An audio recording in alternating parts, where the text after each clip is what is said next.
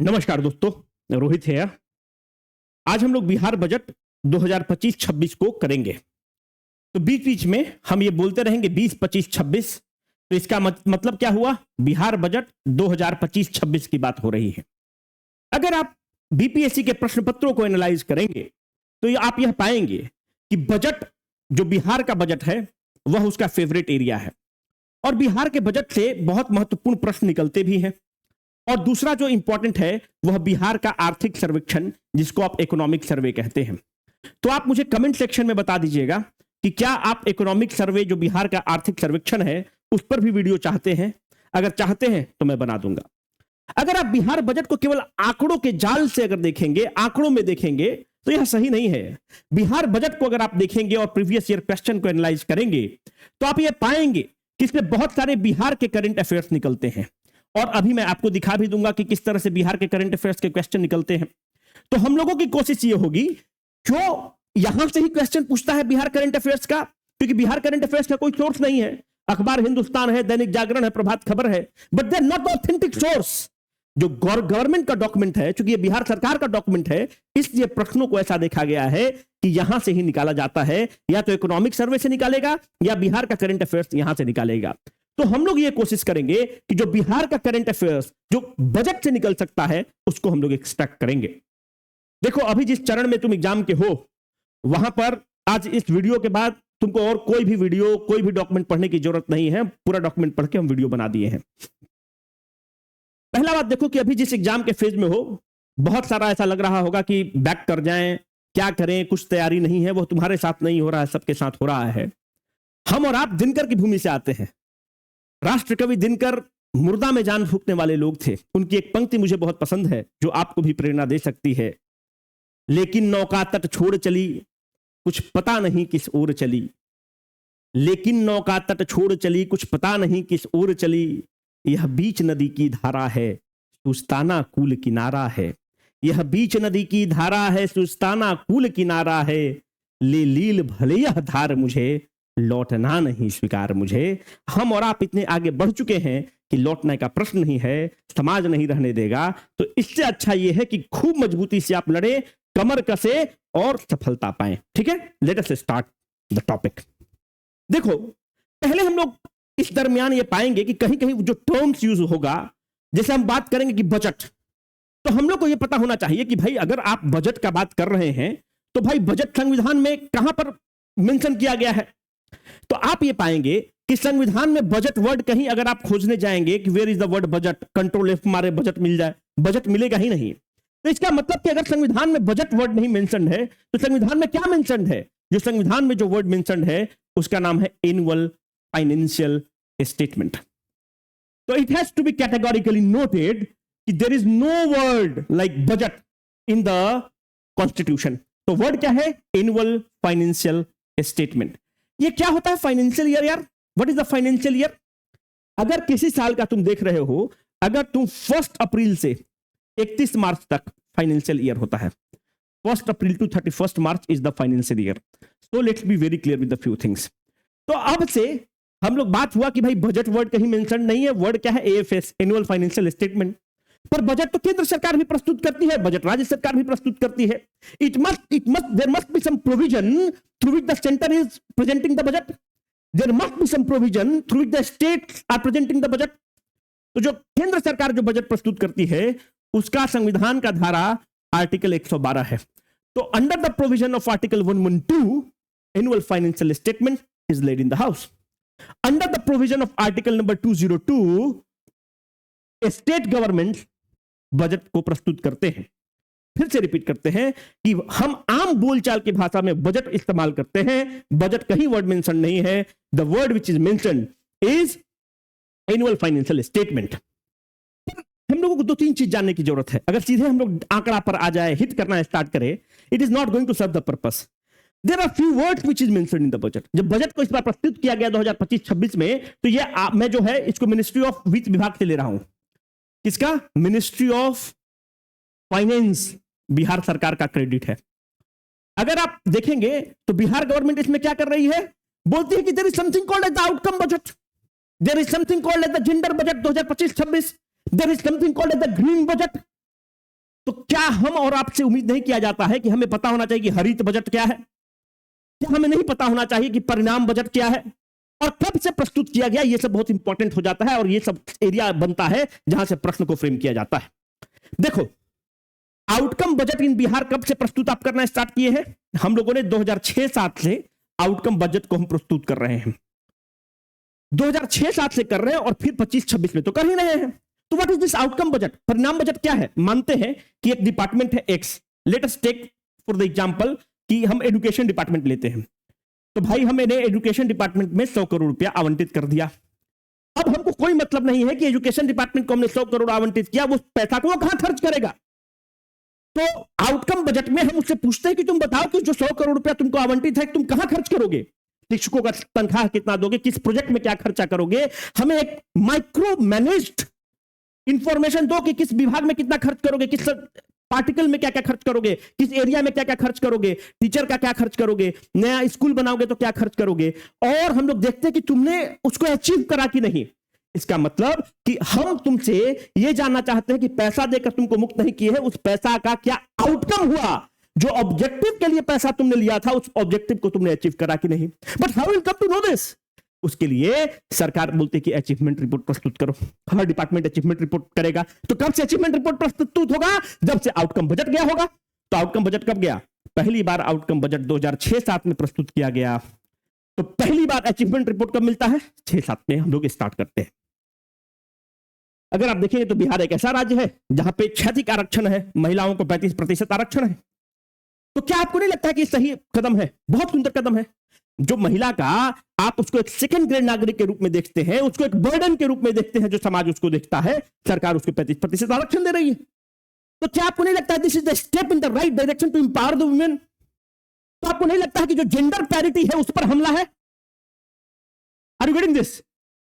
जो जेंडर में इनइक्वालिटी है उस पर हमला है और जेंडर पैरिटी करने की सरकार कोशिश कर रही है।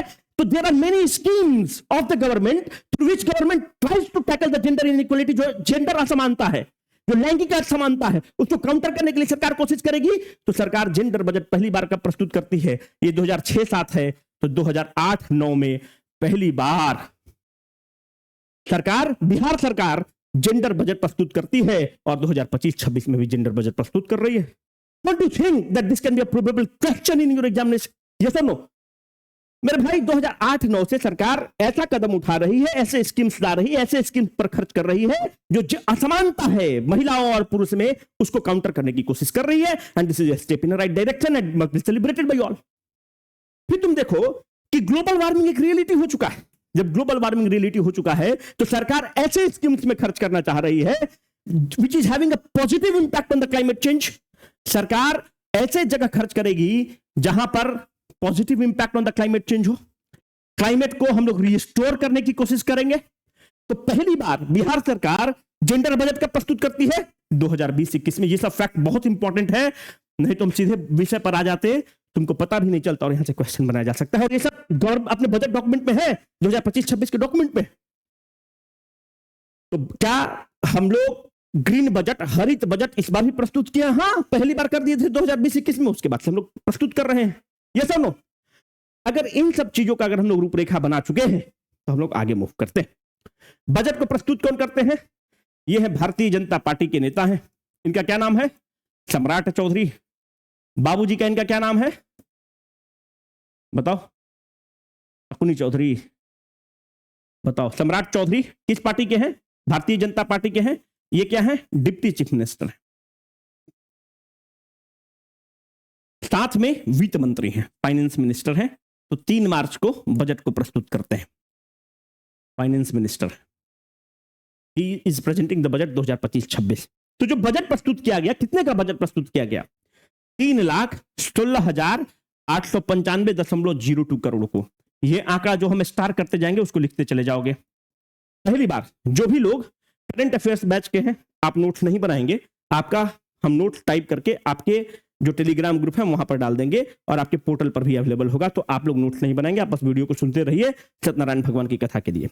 अगर ये वीडियो यूट्यूब पर जाएगा तो वहां पे आप खुद अपना नोट्स बना लीजिएगा, वो पेड बैच के लिए। जो 2024-25 में अगर तुम देखोगे तो 2024-25 में 2,78,725.72 करोड़ था। उससे हमारा टोटल एक्सपेंडिचर बढ़ा है 3,16,895.02 करोड़ रुपया हुआ है। कितना प्रतिशत की वृद्धि है? 13.69% की वृद्धि है। कब से? 2024-25 से। क्या यह आंकड़ा महत्वपूर्ण है? बिल्कुल महत्वपूर्ण है। कितना रुपया का वृद्धि हुआ है? दिस माइनस दिस आप कर देंगे तो आप पाएंगे कि 38,169.20 करोड़ का वृद्धि हुआ है पिछले साल से।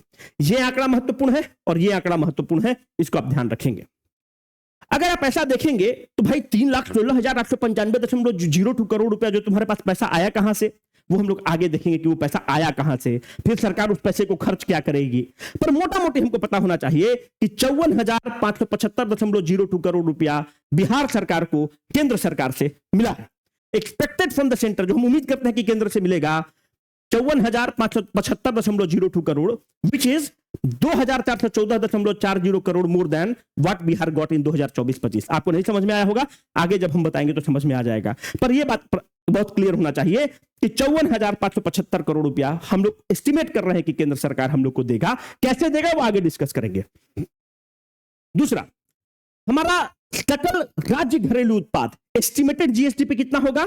10,97,264 करोड़। तो आप इसको ध्यान रखेंगे, 10,97,264 करोड़। ये क्या है? हमारा एस्टिमेटेड जीएसडीपी है। ये क्या होता है यार जीएसडीपी? देखो, अगर केंद्र लेवल पर तुम देखोगे, यूनियन लेवल पर तुम देखोगे तो there is something called as GDP. एक वर्ड है जीडीपी, बहुत शॉर्ट में तुमको बता देते हैं, जिसको कहते हैं सकल घरेलू उत्पाद। अगर स्टेट के केस में तुम डिस्कस करना चाहते हो तो इसको कहते हैं जीएसडीपी, राज्य सकल घरेलू उत्पाद, ग्रॉस स्टेट डोमेस्टिक प्रोडक्ट। क्या होता है जीडीपी? मानते हैं कि ये मेरा देश है, बहुत हम लोग लेमैन टर्म्स में समझने की कोशिश करते हैं। इस देश में 10 कंपनी है, इस देश में टोटल 10 आइटम प्रोड्यूस होता है, हम ये मानते हैं। फाइनल गुड 10 आइटम इस पूरे देश में प्रोड्यूस होता है और एक आइटम का दाम 100 रुपया है। मानते हैं कि इस देश में 10 कार प्रोड्यूस होता है, मात्र 10 कार प्रोड्यूस होता है और एक कार का दाम 100 रुपया है। तो यहां पर जो जीडीपी है इस राष्ट्र का वो है 10 into 1,000, 10 into 100 is equal to 1,000। इसका मतलब कि हमने क्या किया? हमने क्वांटिटी को प्राइस से मल्टीप्लाई कर दिया तो हमको जीडीपी आ गया। मानते हैं कि 10 की जगह 1,000 आइटम प्रोड्यूस करता होगा, तो 1,000 आइटम का लिस्ट बना लेंगे और यहां पर उसका दाम लिख लेंगे, दोनों को गुना कर देंगे, सबको जोड़ देंगे तो वही जीडीपी है। बहुत लेमैन टर्म्स में हम बात करना चाहते हैं। पर आप हमको बताइए कि अगर ऐसा स्थिति आन पड़ता है कि हमारा यहां पर 10 कार प्रोड्यूस कर रहे थे, अभी हम 6 कार प्रोड्यूस कर रहे हैं, पर ये जो आंकड़ा मेरे पास है, हम 11-12 की बात कर रहे हैं। बस थोड़ा सा हम ज्यादा तुम्हारा टाइम नहीं लेंगे, पर अंडरस्टैंडिंग के लिए बहुत जरूरी है। 11-12 का हम आंकड़ा ले रहे हैं कि 11-12 में 10 कार प्रोड्यूस होता था और एक कार का दाम 100 रुपया था। तो उस समय 11-12 में जीडीपी 1,000 रुपया था उस देश का। अभी क्या हो रहा है कि 6 कार प्रोड्यूस हो रहा है, क्योंकि अगर तुम 7 साल में अगर 1 लाख रुपया तुम अगर बैंक अकाउंट में जमा करोगे तो 7 साल में डबल हो जाता है।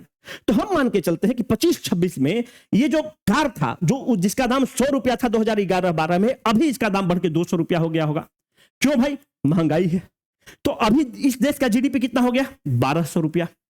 My dear friend, this is the what? This is the quantity. Try to understand this, you will appreciate this. And this is the price. This is the price when? This is the price in 2025-26, that is the current year। 25-26 का price है। ये price कब था? 100 रुपया। Quantity कितना produce किया तुमने? 6। उस समय कितना कर रहे थे? 10। पर अभी जो तुमको जीडीपी दिख रहा है 1,200 रुपया दिख रहा है, इस समय तुमको जीडीपी 1,000 रुपया दिख रहा था। भाई तुम आइटम कम प्रोड्यूस किए पर जीडीपी ज्यादा दिख रहा है। आइटम ज्यादा प्रोड्यूस कर रहे थे, जीडीपी ज्यादा दिख रहा है। इसका मतलब कि जब 10 आइटम प्रोड्यूस हो रहा था तो मानते हैं कि 10 फैक्ट्री 10 आइटम प्रोड्यूस कर रहा था। आज के डेट में तुम्हारे देश में मात्र 6 फैक्ट्री है और 6 आइटम को प्रोड्यूस कर रहा है। इसका मतलब कि 11-12 की तुलना में 4 फैक्ट्री बंद हुआ होगा, उसमें जो वर्कर और इंजीनियर काम करते होंगे उनकी नौकरी गई होगी। Despite this you have an increase in the GDP. ये तो बहुत परेशान करने वाला बात है। तो इकोनॉमिस्ट ने कहा कि आप ऐसा मत करिए, आप क्वांटिटी अभी लीजिए into price of the base year ले लीजिए। भाई हम सेम आइटम को प्रोड्यूस कर रहे हैं तो प्राइस अभी क्वांटिटी कितना है? 6। Price in the base year क्या है? 11-12 मेरा बेस ईयर ले लीजिए 100 रुपया, तो आपका जीडीपी 100 रुपया हो गया। इट मींस अगर यही चीज सेम क्वांटिटी 6 है, अभी इसका जीडीपी 1,200, सेम क्वांटिटी 6 है, प्राइस को जब बेस ईयर से हमने तुलना किया तो हमको क्या मिल गया 600। It is giving the clear picture about the economy कि नहीं तुम्हारा इकोनॉमी अच्छा नहीं कर रहा है। It is giving us the false picture about the economy, then this is called as the nominal GDP my dear friend. That is the quantity into the price presently, quantity into price of the base year. This is called as the real GDP because it is giving the clear cut picture कि क्या हो रहा है, तुम्हारा factory बंद हो रहा है। But this real GDP is taking what into the account? It is taking the inflation into the account. इसका मतलब कि रियल जीडीपी ज्यादा अच्छा है नॉमिनल जीडीपी का। सरकार आपको रियल जीडीपी का आंकड़ा देगी कि नॉमिनल का देगी? कोई भी सरकार अपना आंकड़ा कम नहीं दिखाएगी, उसका इकबाल गिरता है। सरकार आपको नॉमिनल जीडीपी दिखाती है, इसीलिए वहां पर लिखा हुआ है जीडीपी, जीएसडीपी, इसलिए यहां पर लिखा हुआ है करंट प्राइस पर है 10,97,264 करोड़। पता नहीं तुम अप्रिशिएट कर पाए कि नहीं, पर यह आंकड़ा हमारे लिए बहुत महत्वपूर्ण है। इस आंकड़े को तुम ध्यान रखना, यह बहुत महत्वपूर्ण है।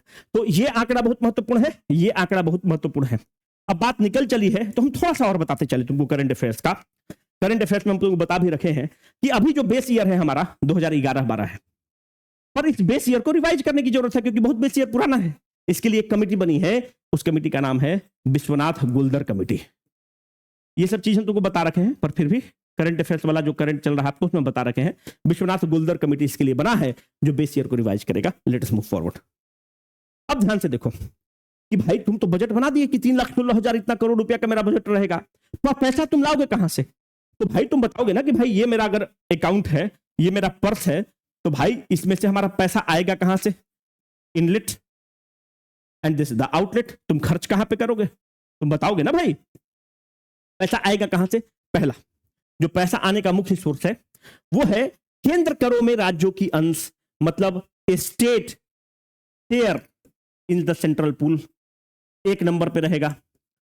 क्यों भाई? फेडरल स्ट्रक्चर है, जो कंसोलिडेटेड फंड ऑफ इंडिया में पैसा जाता है उसमें बिहार के लिए भी पैसा है क्योंकि फेडरल स्ट्रक्चर है। अगर मानते हैं कि मेरे बाबूजी का 10 बीघा जमीन है उदाहरण के तौर पर, और मानते हैं कि हम 3 भाई हैं, तो भाई तीनों भाई का इसमें हक है। भाई जितने राज्य हैं उसका कंसोलिडेटेड फंड में हक है, तो वहां से हक मिलता है उसको। तो सबसे ज्यादा हम लोग को कितना मिलता है? 43.68% हम एस्टिमेट कर रहे हैं कि हमको स्टेट का शेयर है, दान नहीं है, हमारा शेयर है, हक है। तो एक नंबर पे हमको state share in the central tax से आएगा पैसा। दूसरा नंबर पे कहां से हमको पैसा आने वाला है? दूसरा नंबर पे हमको पैसा आने वाला है tax revenue of the state. भाई अगर स्टेट जो आपका गवर्नमेंट है, बिहार गवर्नमेंट है, वो भी टैक्स देती है, तो 2 नंबर पे हमारा पैसा आएगा सेल्फ रेवेन्यू और the tax revenue of the state. एक नंबर पे पैसा कहां से आएगा? The state share in the central tax. 2 number पे tax revenue of the state. 3 number पे क्या रहेगा? Public debt. हम लोग कुछ लोन लेंगे जो कि 17.65% है। तो एक नंबर पे 43.68%, 2 नंबर पे tax revenue of the state, 3 number पे पब्लिक डेट, यहां से पैसा आएगा। ये तीनों आंकड़ा आपको याद रखना पड़ेगा। फिर प्रश्न उठता है कि भाई पैसा तुम खर्चा कहां करोगे? इतना का बजट प्रस्तुत किया तो तुम खर्चा कहां करोगे? एक नंबर पे सबसे ज्यादा हम लोग कहां खर्च करेंगे? जनरल सर्विसेज में, सामान्य सेवा। कितना? 39.80%। तो इसको लिखो 1। 2 नंबर पे हम लोग कहां खर्च करेंगे? ये सामाजिक सेवा, sorry, that is the social services. वही सोचा कहां से ऐसा हुआ, सोशल सर्विसेज। सबसे ज्यादा हम लोग सामाजिक कार्यों पर खर्चा करेंगे। 2 नंबर पर जनरल सर्विस पे खर्चा करेंगे। जनरल सर्विसेज याद रखना है 28.94%। 3 नंबर पर इकोनॉमिक सर्विसेज। तो क्या तीनों ये आंकड़ा याद रखना है? बिल्कुल याद रखना है कि 1 नंबर पर जनरल सर्विसेज रहेगा, 2 नंबर पर, सॉरी, 1 नंबर पर सोशल सर्विस रहेगा, 2 नंबर पर जनरल सर्विस रहेगा, 3 नंबर पे इकोनॉमिक सर्विस रहेगा। बाकी सब हम लोग नहीं याद रखेंगे। जो टोटल खर्च करेगा सरकार, सबसे ज्यादा कहां खर्च करेगा? 1 नंबर पे एजुकेशन रहेगा। सबसे ज्यादा इतना जो टीचर फीचर लोग का बहाली किया है ना, बीपीएससी द्वारा चयनित शिक्षक, बाइक पे लिखा लेगा, शादी के कार्ड पे लिख दे रहा है, मास्टर के नीचे लिखता है बीपीएससी चयनित शिक्षक। जितना जय चौरा, बिहार में जय चौराहा तय बौराहा है ना, जितना चौराहा है उतना बौराहा है, और जितना बौराहा है सब आज के डेट में मास्टर बन गया है। बताइए, जय चौराहा तय बौराहा। इन लोग को तो पहले बीपीएससी से परीक्षा नहीं लेना चाहिए था, इन लोग को लेना किससे चाहिए था? बीएसएससी से। बताइए, ये हरकत ठीक है? बाइक पे लिख देता है कि बीपीएससी द्वारा चयनित शिक्षक, शादी पे वो जो लाइटर चलता है उस पे लिख देगा बीपीएससी द्वारा चयनित शिक्षक। ये लक्षण ठीक नहीं है ना भाई। इस तरह का काम बंद करो मास्टर साहब लोग, है ना। हमको पता है तुम लोग वीडियो देख रहे हो, नीचे गरियाओगे भी कमेंट सेक्शन में। कोई दिक्कत नहीं है ना, ठीक स्किन के हम लोग हो चुके हैं। चलो, तो सबसे ज्यादा एजुकेशन डिपार्टमेंट में खर्च होगा 60,964.87 करोड़। फिर हेल्थ डिपार्टमेंट में खर्च होगा। एक कंफ्यूजन क्या होता है कि ये कहां से हम लिए हुए हैं, ये आपका बजट डॉक्यूमेंट से ही लिए हुए फोटो। देखो, the department wise annual scheme outlay, scheme का आउटले बता रहा है 25-26 के लिए क्या है, सबसे ज्यादा हम लोग एजुकेशन डिपार्टमेंट में खर्च करेंगे, स्कीम आउटले है। ये सब हमको याद बिल्कुल भी नहीं करना है। एक नंबर पर 19.44% स्कीम आउटले है एजुकेशन डिपार्टमेंट का। फिर रूरल डेवलपमेंट डिपार्टमेंट का 13.35%। 3 नंबर पे हेल्थ डिपार्टमेंट का। सबसे ज्यादा जो टोटल खर्च हम लोग करेंगे, ये क्या है, स्कीम का आउटले है। याद रखना, टोटल खर्च नहीं, स्कीम आउटले है।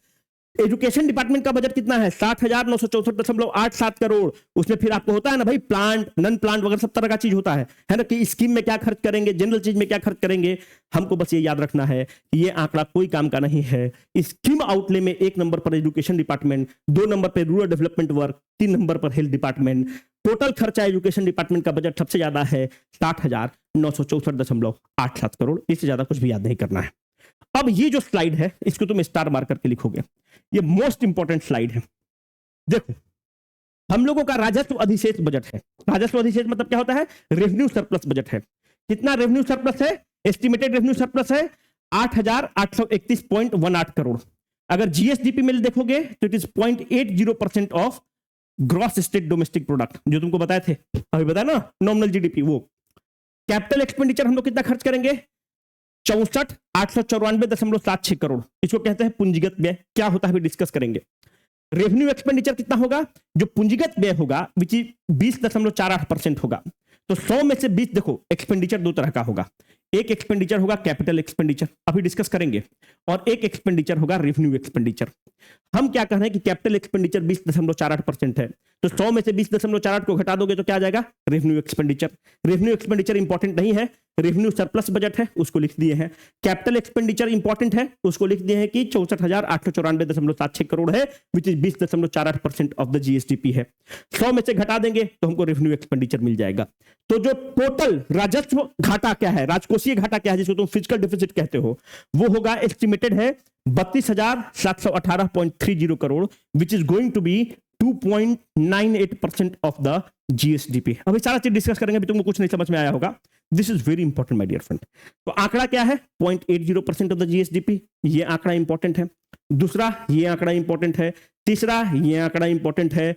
चौथा, ये आंकड़ा इंपॉर्टेंट है। साथ में 2.98% ऑफ द जीएसडीपी है, ये इंपॉर्टेंट है। अब हम लोग को एक एक चीज को थोड़ा सा समझने की कोशिश करेंगे, और क्यों हम लोग चाहते हैं कि जो 3% के अंदर हमारा फिजिकल डिफिसिट रहे। We need to understand this. बाकी रटिफिकेशन से कहीं समझ में आएगा, समझने की जरूरत है। पहली बात, हम लोग को समझना होगा कि रेवेन्यू एक्सपेंडिचर और रेवेन्यू रिसीट क्या होता है। रेवेन्यू एक्सपेंडिचर मेरे भाई मतलब हो गया कि जो डे टू डे बेसिस पे तुम एक्सपेंड सरकार करती है, उसको हम कहते हैं revenue expenditure. Day to day basis पे सरकार क्या खर्च करती है, हम लोग क्या करेंगे, लेके रहेंगे री एग्जाम, पुलिस लाठी से मारना स्टार्ट हम लोग को कर रही है। तो इसका मतलब कि लॉ एंड ऑर्डर पर सरकार डे टू डे बेसिस पे खर्च करती है। तो लॉ एंड ऑर्डर पर जो खर्च है वो रेवेन्यू एक्सपेंडिचर है। सरकार ग्रांट देते रहती है, अनुदान देते रहती है, वो डे टू डे बेसिस पर देती है, वो ग्रांट एक्सपेंडिचर हो गया। सरकार कहीं ना कहीं से तो लोन ले रही है, तो तुम बोलोगे कैसे हम मानेंगे कि तुम लोन लेते हो, भैया तुमको मानना पड़ेगा, जबरदस्ती मनवाएंगे। तुम देखो यहां पे तुम कह रहे हो पब्लिक डेट, तुम पैसा लिए हो तो सूद देगो, इंटरेस्ट दोगे ना जी भाई। तो इंटरेस्ट जब तुम दोगे तो इसका मतलब कि तुम इंटरेस्ट का पेमेंट कर रहे होगे, तो हर महीना करना है, डे टू डे बेसिस पे करना है, तो इंटरेस्ट पेमेंट तुम्हारा रेवेन्यू एक्सपेंडिचर का उदाहरण हो गया। अब मानते हैं कि सरकार डीबीटी करती है, डायरेक्ट बेनिफिट ट्रांसफर कर रही है। किस चीज का करती है सरकार, सब्सिडी का डायरेक्ट बेनिफिट ट्रांसफर कर रही है, तो डे टू डे खर्चा ऑफ द गवर्नमेंट है। This is called the revenue expenditure of the government. तो भाई डे टू डे बेसिस पे सरकार खर्च कर रही है, तो सरकार को डे टू डे बेसिस पे कुछ आमदनी भी हो रहा होगा। कैसे, मानते हैं कि सरकार, तुम जा रहे थे, सरकार तुम पे फाइन लगा दिया। मानते हैं तुम कुछ गलत काम किए, सरकार तुम्हारे ऊपर पेनाल्टी लगा दिया, तो डे टू डे बेसिस पे सरकार को आमदनी हो रही है। This is what, this is called as the revenue income. एक हो गया revenue expenditure, revenue receipt, revenue income. अब जैसे मानते हैं कि सरकार जितने भी पीएसयूज हैं उसका मालिक है, तो डिविडेंड जो पीएसयू से आ रहा है वो डे टू डे बेसिस पे सरकार का आ रहा है, that is nothing but the revenue receipt of the government. तो रेवेन्यू एक्सपेंडिचर हो गया, रेवेन्यू रिसीट हो गया, दोनों को घटा देंगे तो हमारा अधिशेष आ गया, तो हमारा रेवेन्यू सरप्लस बजट है। ये एक पिक्यूलियर फीचर है। फिर यहां पर तुम देखो कैपिटल एक्सपेंडिचर की बात हो रही है। What is this capital expenditure? Capital expenditure वो खर्च है जो आगे जीडीपी को क्रिएट करता है। वो एक बहुत ऐसे एसेट में क्रिएट होता है जो जीडीपी का क्रिएशन में हेल्प करता है। नहीं समझ में आ रहा होगा? जैसे कैपिटल एक्सपेंडिचर में क्या हो गया, तुम कोई रोड बना रहे हो, कैपिटल एक्सपेंडिचर है। कोई रेलवे में खर्चा कर रहे हो, कैपिटल एक्सपेंडिचर है।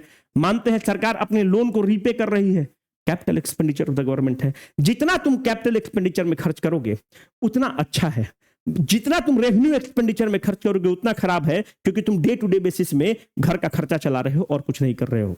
अब एक होता है फिजिकल डेफिसिट। फिजिकल डेफिसिट मतलब ये है कि भाई ये हमारा टोटल, हम अपना जोड़ लिए, बहुत लेमन टर्म में बता रहे हैं कि भाई टोटल इनकम हमारा 100 रुपया है, टोटल मेरा खर्चा है 1000 रुपया है, मानते हैं। तो ऐसा क्यों होता है कि तुम्हारा जितना भाई तुम्हारी औकात है उतना ही खर्चा करो? ऐसा नहीं हो सकता है, क्योंकि जो सरकार क्या है, हम लोग की जो सरकार है एक वेलफेयर स्टेट है। वेलफेयर स्टेट में हमेशा सरकार की जरूरतें ज्यादा रहेंगी, आमदनी कम रहेगा। पर कितना तुम बोरो करोगे ये बहुत इंपॉर्टेंट है। मानते हैं कि एक सरकार है वो कह रही है कि भाई हमारा इनकम 100 रुपया है, हम खर्चा मात्र 500 रुपया करेंगे, तो इसका मतलब सरकार को कितना मार्केट से यहां पे बोरो करना पड़ा? 400 रुपया मार्केट से बोरो करना पड़ा। यहां पे सरकार को कितना बोरो करना पड़ा? 900 रुपया बोरो करना पड़ा।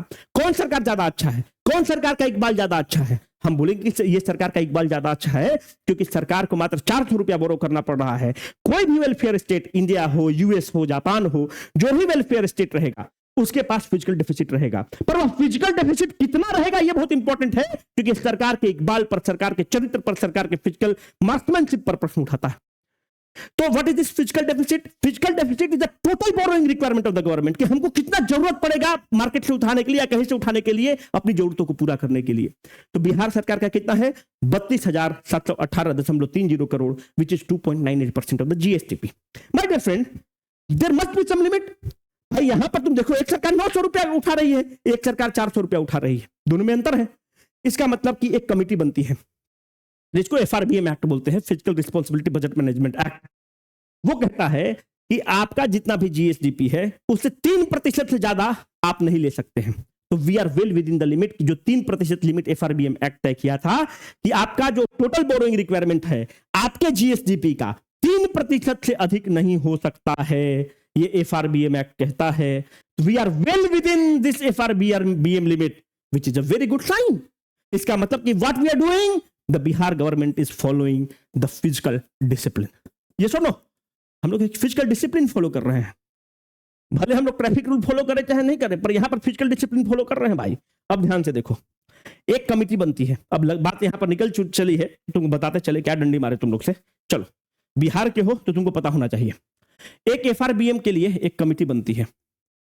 जो एफआरबीएम की कमिटी बनती है उसका नाम है एनके सिंह कमिटी। जो एनके सिंह कमिटी है, इनका क्या नाम है? नंदकिशोर कुमार सिंह। एनके सिंह राज्यसभा के सांसद भी रहते हैं। किस पार्टी से रहते हैं ये सब पता होना चाहिए। पिछली बार इसी तरह से तुम लोग मजाक मजाक में बताए थे और बहुत सारा क्वेश्चन आ गया था। जनता दल यूनाइटेड के थे। फिर क्या है, बहुत बड़े इकोनॉमिस्ट हैं, ये 15th फाइनेंस कमीशन के अध्यक्ष भी रहे हैं। नंदकिशोर सिंह क्या है? बिहार के आईएएस अफसर थे। नंदकिशोर बाबू का भाई का क्या नाम है? पप्पू सिंह। जो पप्पू सिंह क्या है? इसी पप्पू सिंह का नाम है उदय कुमार सिंह। उदय कुमार सिंह का कहां नाम सुनते होंगे आजकल आप उदय कुमार सिंह, ये वही हैं जो पूर्णिया के 2 टाइम एमपी हैं। यही पप्पू सिंह है जो नंदकिशोर सिंह का अपना भाई है, जो आज का आप जो जनसुराज पार्टी देखते हैं उसके ये राष्ट्रीय अध्यक्ष हैं। तो बिहार में रहना है तो ये सब चीज तुमको पता होना चाहिए। ये जो एनके सिंह हैं, इनके फादर का नाम है श्री टीपी सिंह। जो श्री टीपी सिंह हैं ये आईसीएस अफसर थे, और एनके सिंह की जो मां है वो पूर्णिया के सांसद रही हैं। एनके सिंह का जो बहनोई है, इनकी एक बहन है जिनका नाम था श्यामा सिंह।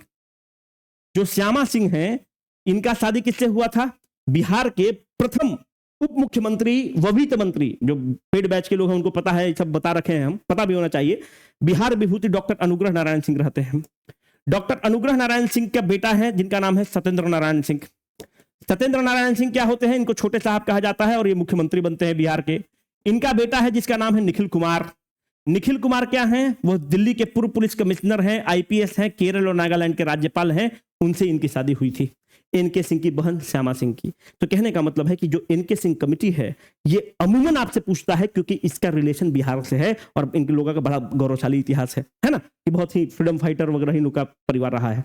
तो कहने का मतलब है हम लोग को पता होना चाहिए। अब यहाँ बात निकली 2-3 चीज पे आ जाओ। अब देखो करंट अफेयर्स का बैच हम ले रहे हैं, ठीक है। तो अगर आप हम लोग वेबसाइट पे आओगे bpscconceptwala.com पे, तो यहां पर तुम देखना, यहां पर जैसे नीचे आओगे तो यहां पर 349 रुपया में हमने पढ़ा दिया है। क्या इसमें हम किए हैं यार, ये जो हिंदी और इंग्लिश, जो नए लोग हैं इस वीडियो को सुन रहे होंगे उनको थोड़ा सा अतिशयोक्ति लगेगा, और जाकर 70th बीपीएससी में जाकर देख लो। करंट अफेयर्स का हम लोग बीपीएससी के फील्ड में पहले लोग थे जो बैच लेकर आए थे, और ऑन रिकॉर्ड कहने की 85% स्ट्राइक रेट था, ऑन रिकॉर्ड। तो नए लोग को लग रहा होगा कि आप डीलिंग पैतरा दे रहे हैं।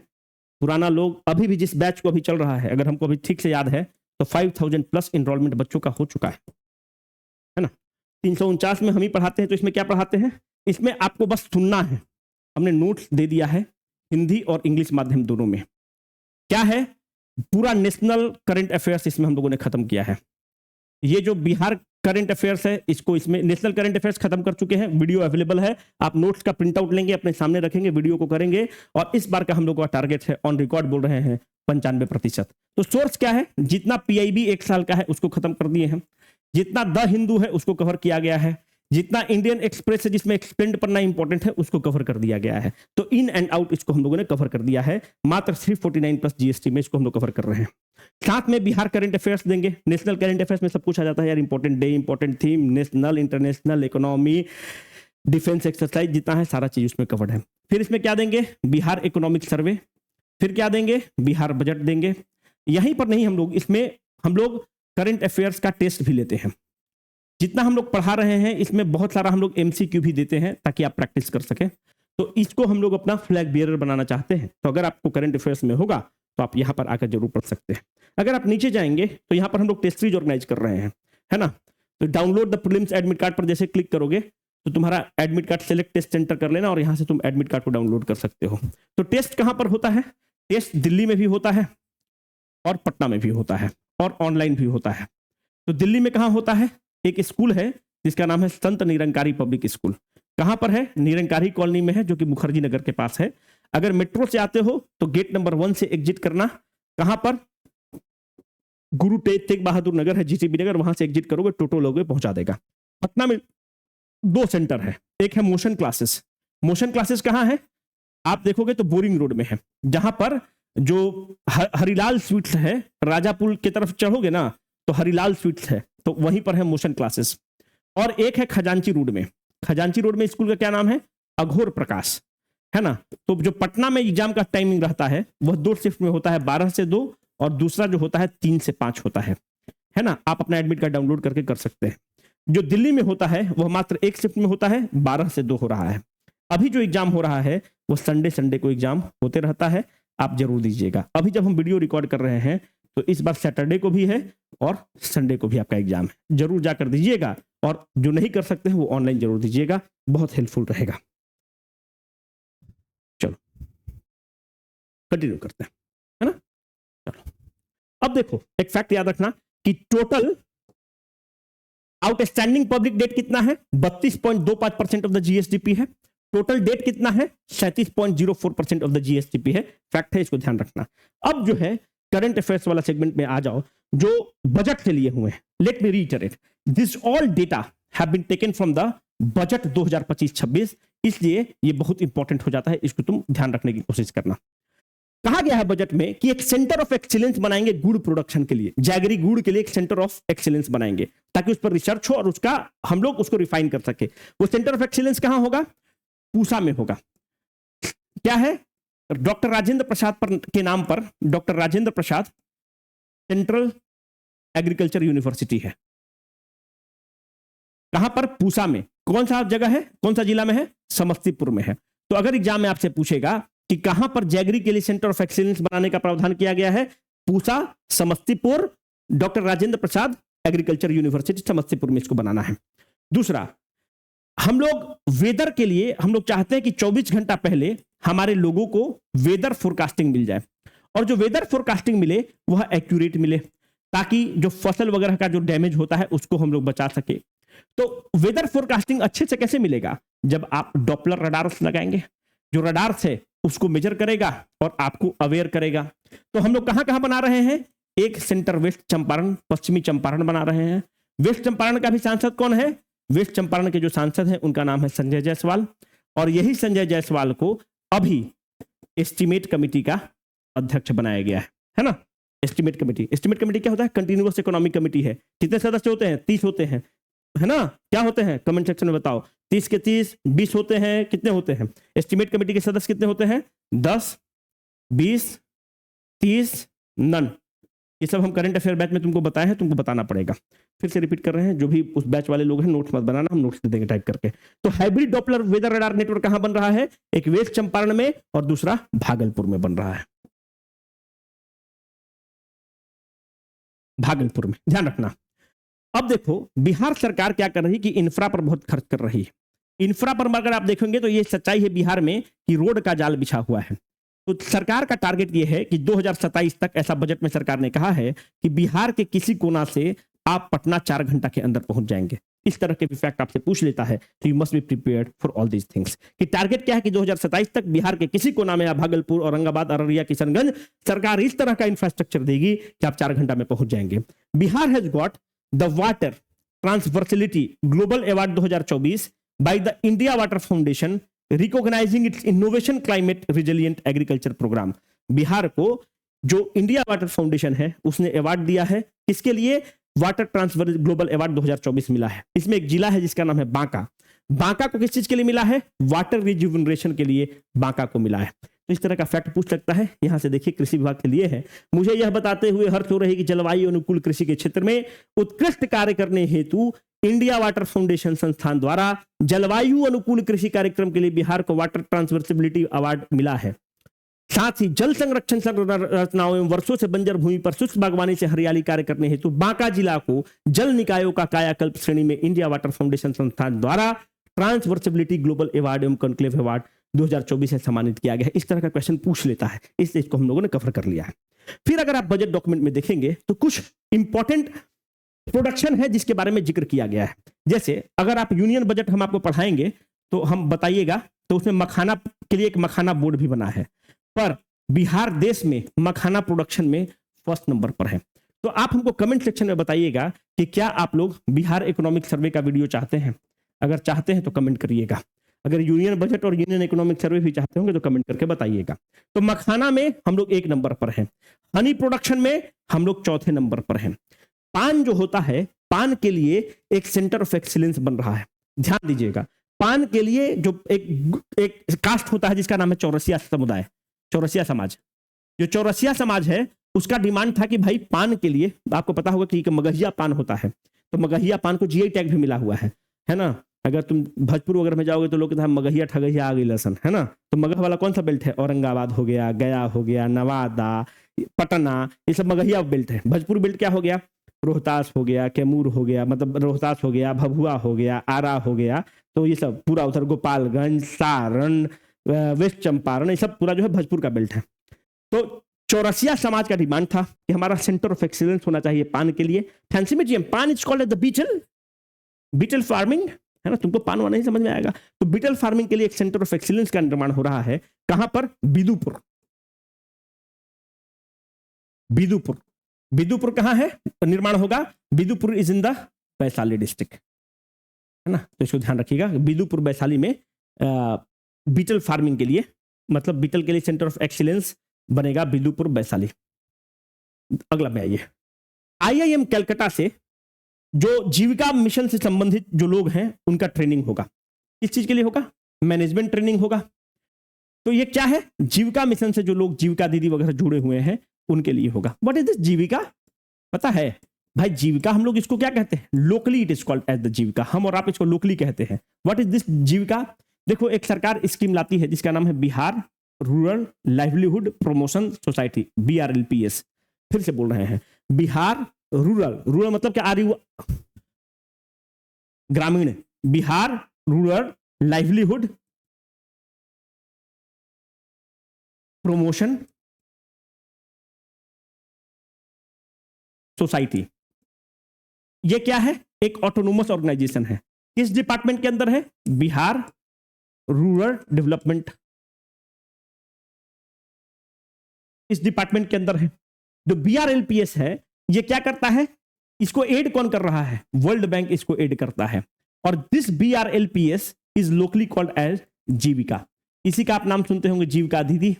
ये क्या है? बेसिकली यह जो ग्रामीण लोग हैं उनको इंपावर करता है, उनका सेल्फ हेल्प ग्रुप बना देगा और उनको इंपावर करेगा।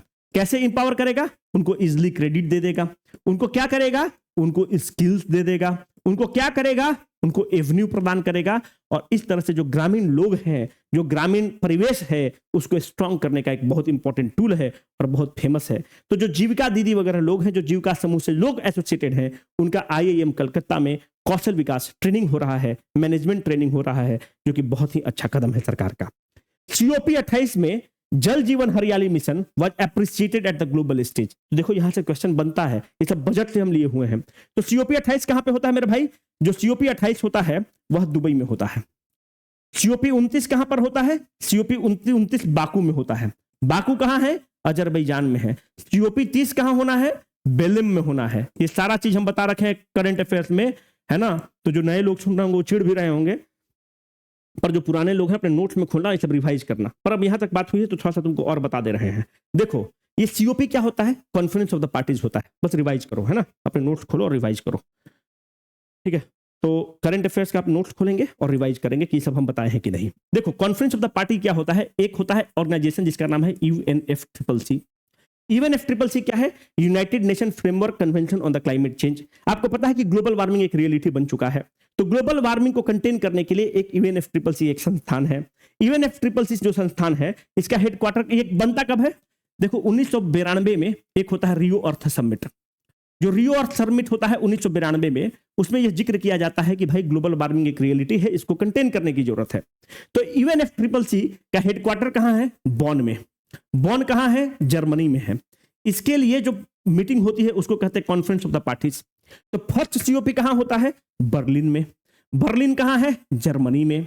और फिर आप देखेंगे कि यही जो कॉन्फ्रेंस ऑफ द पार्टी होता है, फिर क्योटो प्रोटोकॉल होता है, पेरिस एग्रीमेंट वगैरह होता है। तो जो UNFCCC है, इसको असिस्ट करने के लिए एक विंग चाहिए। जैसे अगर भारत सरकार है तो उसको असिस्ट करने के लिए एक उसके लिए थिंक टैंक डिपार्टमेंट है, जिसको आप नीति आयोग कहते हैं। तो जो UNFCCC संस्थान है, इसको एक्सपर्ट की जरूरत थी। तो इसने क्या कहा कि एक ऑर्गेनाइजेशन बनाया जिसका नाम है IPCC।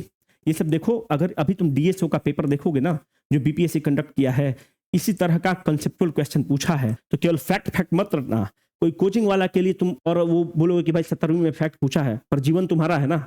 अगर वो जिस तरह का DSO का पेपर है वो कंसेप्चुअल पेपर की तरफ बढ़ रहा है, स्टेटमेंट वाइज पेपर की तरफ बढ़ रहा है, इसलिए ये सब बता रहे हैं। नहीं तो हमको क्या है, आंकड़ा देके निकल जाते हैं, हम भी मस्त, तुम भी मस्त, छोटा वीडियो बनता, हमको क्यों भूख रहे हैं, है ना? तो देखो IPCC एक संस्थान बनता है जो इसको असिस्ट करता है। इसको क्या कहते हैं? Environmental panel on the climate change.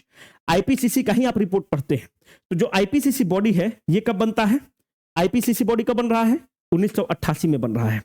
जो IPCC बॉडी बनता है, ये कौन कौन बना रहा है? एक ऑर्गेनाइजेशन है जिसका नाम है UNEP, united nation environment programme. दूसरा ऑर्गेनाइजेशन है, उसका नाम है world meteorological organisation. World meteorological organisation specialised agency of the united nation है। और ये इसका हेडक्वार्टर कहां है? इसका हेडक्वार्टर जेनेवा स्विट्जरलैंड में है। भाई अपना नोट्स एक बार प्लीज खोल के तुम लोग देखो, ये सब बताए हुए हैं। अगर ये सब चीज तुम भूल रहे हो तो हमारे ऊपर तुम अन्याय कर रहे हो और कुछ नहीं कर रहे हो। बस UNEP कब बनता है? यूनाइटेड नेशन एनवायरनमेंट प्रोग्राम 1972 में बनता है। इसका हेडक्वार्टर कहां है? नैरोबी। नैरोबी कहां है? केन्या, है ना? तो इस तरह से तुमको पता होना चाहिए, नहीं तो बहुत फिर दिक्कत हो जाएगा। इसको तुम ध्यान रखना। क्या हुआ रे भाई? ठीक है, चल अब आ जाओ। एक मल्टी मॉडल लॉजिस्टिक पार्क की बात हो रही है कि भाई हम लोग मल्टी मॉडल लॉजिस्टिक पार्क बनाएंगे। वो मल्टी मॉडल लॉजिस्टिक पार्क कहां बन रहा है? जैतिया। बिहार सरकार ने कहा है कि जैतिया में वो मल्टी मॉडल लॉजिस्टिक पार्क बनाएगा। जैतिया कहां है? फतुहा। ये बहुत इंपॉर्टेंट है, इसको स्टार मार्क करके लिखो। बिहार बजट कवर किया है as per the NITI Aayog report 2023-24 on the sustainable development goal number 6। क्या SDG 6 बात करता है? क्लीन वाटर एंड सैनिटेशन की बात करता है। उसमें बिहार का स्कोर कितना है? 98 स्कोर है। और बिहार राज्यों में कितने नंबर पर है? 3 नंबर पर है। इसको आप स्टार मार्क करके करेंगे। बजट में इसको उप मुख्यमंत्री ने बहुत हाईलाइट किया है। अब देखो, एक एम्स कहां है? अपना पटना में है। एक एम्स कहां खुल रहा है? दरभंगा में है। उसके लिए जो सरकार को पैसा देना था, सरकार ने दे दिया है। बिहार में जो एमबीबीएस की अब जो पढ़ाई होगी, आपको पता है कि इंग्लिश में तो होती ही है, पर अब हिंदी माध्यम में भी पढ़ाई होगा। ठीक है, तो 2 एम्स दरभंगा और पटना। दरभंगा वाला के लिए मुख्यमंत्री ने उसका शिलान्यास भी कर दिया है, सब कुछ कर दिया है। और दरभंगा के लिए जो पैसा था बजट में आवंटित भी कर दिया गया है उनके हॉस्टल वॉस्टल के लिए। और बिहार में जो मेडिकल की शिक्षा है, पहले केवल इंग्लिश में होती थी, अब हिंदी में भी होगी। ध्यान रखेंगे इसको आप। देखो, बुद्धा सम्यक दर्शन म्यूजियम एंड मेमोरियल स्तूपा कहां बन रहा है? वैशाली। इसके लिए जो पैसा निर्गत करना था, बजट में निर्गत कर दिया गया है। इसको आप स्टार मार्क करके लिखेंगे। Number of the tigers in the Valmiki tiger reserve. आपको पता है कि बिहार में मात्र एक ही टाइगर रिजर्व है, जिसका नाम है वाल्मीकि टाइगर रिजर्व। जो वाल्मीकि टाइगर रिजर्व है, इसमें 2022 के आंकड़ा के हिसाब से 54 टाइगर्स हैं। इसको ध्यान रखिएगा, 54 टाइगर हैं। इसको कैट्स का अवार्ड भी मिला है। और जो सेकेंड टाइगर रिजर्व बनना है, उसकी जो अनुमति है मिल चुकी है। किसको मिला है? कैमूर वाइल्ड लाइफ सेंचुरी को। एक चीज तुमको पता होना चाहिए कि कैमूर वाइल्ड लाइफ सेंचुरी जो है, it is the largest wild life sanctuary of the Bihar. बाकी सब हम लोग बिहार वगैरह ज्योग्राफी में हम आपको बता चुके हैं, उस पर हम नहीं जाएंगे। कैमूर वाइल्ड लाइफ सेंचुरी को कौन मान्यता दे दिया है? नेशनल टाइगर कंजर्वेशन अथॉरिटी मान्यता दे दिया है। नेशनल टाइगर कंजर्वेशन अथॉरिटी को कौन हीड करता है? यूनियन इन्वायरमेंट मिनिस्टर हीड करते हैं। कौन है अभी? भूपेंद्र यादव है। कहां से जीतते हैं? राजस्थान के किस कॉन्स्टिट्यूएंसी से चुनाव जीतते हैं? आप कमेंट करके बताइएगा। Bihar forestry college and research institute कहां पे बना है? मुंगेर। ध्यान रखेंगे। For conservation initiative by the community in Valmiki tiger reserve, Bihar has got the Skoch award 2024। Skoch award मिला है वाल्मीकि टाइगर रिजर्व में अच्छे कंजर्वेशन के लिए। स्टार मार्क करके लिखो, बाबा हरिहर नाथ। जो बाबा हरिहर नाथ का मंदिर है, कहां पर है बाबा हरिहर नाथ का मंदिर? सोनपुर में है। इसको स्टार मार्क करके लिखना है। बाबा हरिहर नाथ का मंदिर को उसी तरह से डेवलप किया जाएगा जिस तरह से काशी विश्वनाथ कॉरिडोर को डेवलप किया गया है। तो अगर आपसे पूछेगा कि किस मंदिर को काशी विश्वनाथ के तर्ज पर डेवलप करने की बात हुई है, विष्णुपद टेम्पल दे देगा, फलाना टेम्पल, ढिमकाना टेम्पल दे देगा, आप फंस जाएंगे। तो बाबा हरिहर नाथ का मंदिर को काशी विश्वनाथ कॉरिडोर के रूप में डेवलप किया जाएगा। अगर ग्रामीण परिवेश में रहते हो, अगर फैंसी मीडियम की तरह नहीं हो, फैंसी मीडियम मतलब इंग्लिश मीडियम या जेनजी जनरेशन, इन लोग क्या सुनता है? लेविटेटिंग सुनेगा, है ना। अगर गांव देहात में रहो हो तो इन लोग क्या करेगा? होली मनाएगा। पर जो ग्रामीण हम लोग की तरह देहाती मीडियम की तरह हो, तो वहां पे फगुआ मनता है। जब फगुआ होगा तो अगर फगुआ में गाना चलता है कि बाबा हरिहर नाथ फागुन में होली खेले, झाल और ढोलक पर चलता है, तो वही है बाबा हरिहर नाथ। बाबा हरिहर नाथ फागुन में होली खोले। ये हरिहर नाथ वाला मंदिर इसलिए इंपॉर्टेंट है मेरे भाई कि पूरे विश्व का अकेला मंदिर है जहां पर हरि भी है और ना हरि भी है और दुखों का हरण करने वाला भी है। हरि कौन है? भगवान विष्णु है। दुखों का हरण करने वाला कौन है? भगवान शंकर है। शंकर भगवान को क्या बोलते हैं? पगलवा बाबा, शंकरवा बाबा, बौड़हवा बाबा, है ना। शंकर क्या है? आदि गुरु है। और मेरे भी परम पिता, हम इन्हीं को मानते हैं, आदि योगी है, आदि गुरु है। भगवान शंकर में क्या है? बाकी भगवान को देखिए तो मंगल करना है, बृहस्पति करना है, शुक्र करना है, शनिचर करना है। शंकर का क्या है? नहाए लोटा से लोटा में पानी लिए शंकर भगवान को जल अभिषेक कर दिए, शंकर भगवान भी खुश, सब कुछ खुश। तो इनको क्या कहता है? बौड़हवा बाबा। शंकर भगवान की शादी में क्या जाएगा? सांप जाएगा, बिच्छू जाएगा, गर्दन में सांप लिपटा हुआ है, शरीर में क्या है? भस्म लगा हुआ है। तो शंकर शंकर है। शंकर क्या है? अवघड़ दानी है। शंकर क्या है? बौड़हवा बाबा है, पगलवा बाबा है। क्यों पगलवा बाबा? क्योंकि पागल लोग इन्हीं को अपना आराध्य मानता है ना। तो शंकर क्या है? शंकर शंकर है। शंकर का जब त्रिनेत्र खुलता है तो प्रलय आता है ना। तो एक अकेला मंदिर है जहां पर एक तरफ हरि भी है और एक तरफ हर भी है। और ये जो मंदिर है, ऐसी लोक मान्यता है कि जब भगवान राम जनकपुर जा रहे थे तो विश्वामित्र जी के साथ मिलकर इस मंदिर का निर्माण हुआ है। ऐसी लोक मान्यता है। विश्वामित्र के साथ मिलकर इस मंदिर का निर्माण होता है बाबा हरिहरनाथ का। मत्स्य गंगा लेक कहां पर है? सहरसा में है। इसको क्या किया जा रहा है? रिनोवेट किया जा रहा है और इसको एक इंपॉर्टेंट टूरिस्ट हब के रूप में डेवलप किया जाएगा। तो अगर पूछे कि मत्स्य गंगा लेक कहां है? सहरसा में है। देखो, जो 7 वंडर्स ऑफ द वर्ल्ड है उसका एक रेप्लिका बनाया जा रहा है और टूरिस्ट को अट्रैक्ट करने के लिए। कहां पर? बोध गया के निकट एक जगह है सिलौंजिया। तो सिलौंजा में बोध गया के निकट एक जगह है जहां पर 7 वंडर्स ऑफ द वर्ल्ड का रेप्लिका बनाया जा रहा है ताकि टूरिस्ट को अट्रैक्ट किया जा सके, तो इसके लिए भी सरकार पैसा दे चुकी है। देखो, लाइमस्टोन जो चूना पत्थर है उसका एक ब्लॉक का ऑक्शन किया गया है, कहां पर? रोहतास में, है ना। आपको पता होना चाहिए उधर ही चूना पत्थर मिलता है, रोहतास में। बिहार भवन, अगर आप दिल्ली आएंगे तो दिल्ली में तो बिहार भवन है, लेकिन एक और बिहार भवन का निर्माण मुंबई में होगा, उसके लिए जमीन अधिग्रहण वगैरह का लीज और एग्रीमेंट हो चुका है। तो अगर पूछेगा कि एक दिल्ली में है, अगला कहां बनने का बात है, तो मुंबई में है। बिहार में पूरे देश में 30,000 से ज्यादा महिला कांस्टेबल हैं, फीमेल पुलिसमैन हैं, और देश में महिलाओं को पुलिस में रखने के लिए हम लोग 1 नंबर पर हैं, जहां पे जो संख्या है 30,000 प्लस है, जो अपने आप में एक वीमेन एम्पावरमेंट का बहुत क्लासिक उदाहरण है।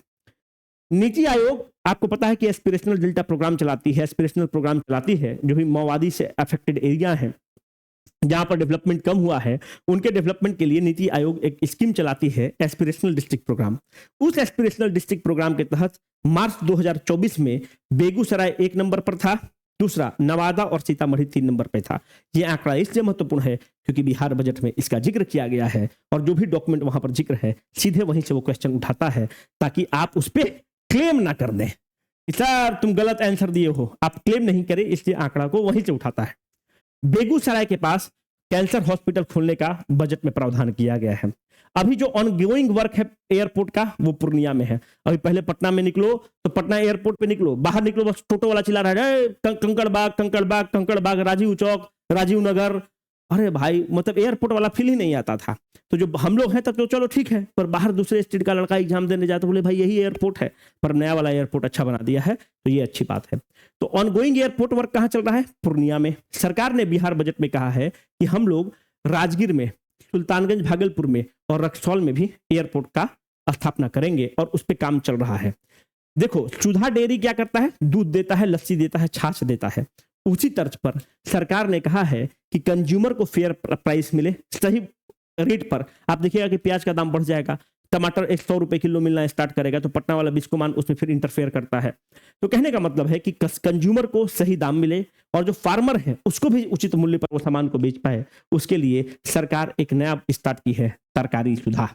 सुधा मिल्क पार्लर था, तरकारी सुधा में क्या है कि जो भी हर ब्लॉक में एक एक तरकारी सुधा खोला जाएगा, ताकि फेयर प्राइस पर किसानों का भी चीजों का खरीदाई हो, और जो कंज्यूमर हैं उनको भी सही दाम पर मिले।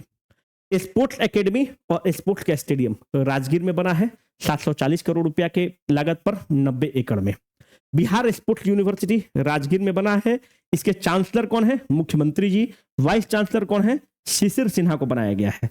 अगर तुम बीपीएससी में तुम देखोगे ना, तो बीपीएससी को अगर कोई चमकाने वाला व्यक्ति है, उसको रास्ता पे लाने वाला व्यक्ति है, तो उस व्यक्ति का नाम है शिशिर सिन्हा।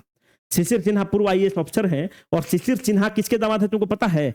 जो डॉक्टर सीपी ठाकुर थे ना, जो अटल जी के सरकार में हेल्थ मिनिस्टर थे, और सीपी ठाकुर का ही बेटा अभी नवादा का सांसद है, और शिशिर सिन्हा उनके दामाद हैं सीपी ठाकुर के। और सीपी ठाकुर बहुत बड़े डॉक्टर रहे, और कालाजार पे बहुत बड़ा नाम है, कालाजार पे बहुत बड़े रिसर्च किए, और भाजपा के सांसद भी थे सीपी ठाकुर, उन्हीं के दामाद है शिशिर सिन्हा।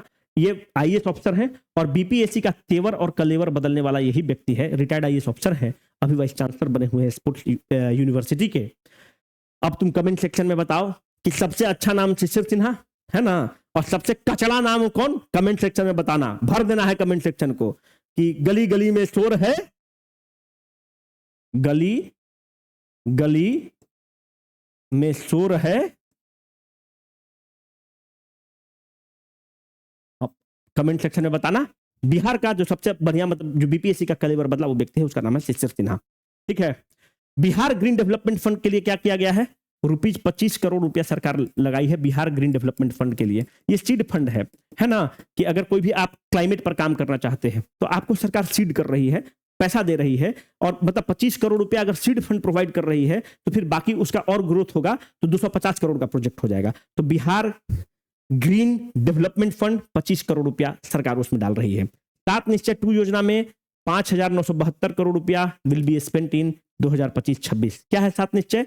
पार्ट 2 2020 में नीतीश सरकार स्टार्ट करती है, उसका क्या नाम है 2020 से है युवा शक्ति बिहार की प्रगति, सशक्त महिला सक्षम महिला, हर खेत को सिंचाई की पानी, स्वच्छ गांव समृद्ध गांव, स्वच्छ शहर विकसित शहर, सुलभ संपर्कता और सबके लिए स्वास्थ्य सुविधा। एक क्वेश्चन बिहार बजट से बाहर नहीं जाएगा। जो भी करंट अफेयर्स बैच वाले लोग हैं आपके पोर्टल पर उपलब्ध रहेगा, आप नोट को वहीं से देख लीजिएगा। Signing off for the day Rohit. अगर बिहार इकोनॉमिक सर्वे चाहिए होगा तो कमेंट करके बता दीजिएगा, नहीं तो कोई दिक्कत नहीं है। वीडियो में जरूर बताइएगा कमेंट करके कि कैसा लगा वीडियो, क्या सुधार की जरूरत है, उसको इनकॉर्पोरेट किया जाएगा। शुक्रिया।